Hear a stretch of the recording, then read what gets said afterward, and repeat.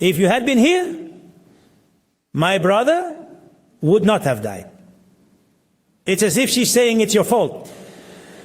If you had been here, my brother would not have died. But she said it with frankness. But even now I know that whatever you ask of God, God will give you. I know, she says to him, that if you ask God for something, God will give it to you. What does she say to Christ? I consider you a very good teacher. I consider you a prophet. I consider you a rabbi. Meaning, if you ask God, God will do it for you. She didn't have Mary's mindset, who would say, you don't need to ask God, you do it yourself. Do you understand what she's saying to him? If you plead with God, God will grant it to you. So she didn't understand that Christ is the Son of God and is God. She had incomplete knowledge. Why? Because she is practical. She cooks pans, pots, and breads. Did you understand? It's difficult for someone who does not have a spiritual inner life, but is occupied with pans. You understand? She hadn't realized it was Christ. She thought he was a prophet, a very great prophet, who could resurrect the dead, just like Elijah and Moses did. That's why she said that to him. Christ tells her, listen, he says to her, if you were, I remember, whatever you ask, said Jesus to her, your brother will rise again. Your brother will rise again, he tells her. And she says to him, more or less, I know these tricks. Daniel the prophet said that he will rise in the resurrection that will take place on the last day. What does that mean? They knew that there would be a day that would be the last. After that, there is no other day. And we call it Monday. Presence. So on the last day, I know that my brother will be resurrected. I know this. Thank you very much. I want my brother now. What good is he on the last day? Nothing. Because they were Pharisees and believed in the resurrection of the dead, while the Sadducees did not believe in the resurrection of the dead. The Sadducees, I have told you many times, were Annas and Caiaphas. We move on. Isaiah also said it here. The dead shall rise and shall be awakened in the tombs, etc., etc.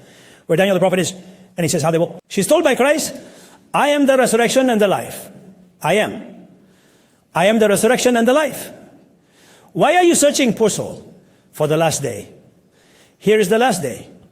Here, in front of you, is the last day. I am the one who will make the last day.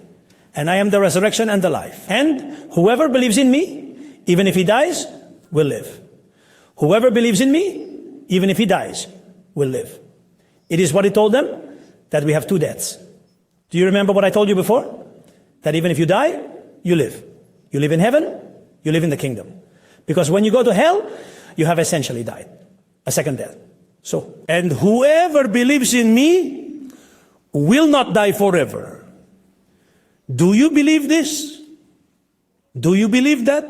Do you believe it? Do you remember the child whose father asked, Lord, please cast out the demons if you can help us?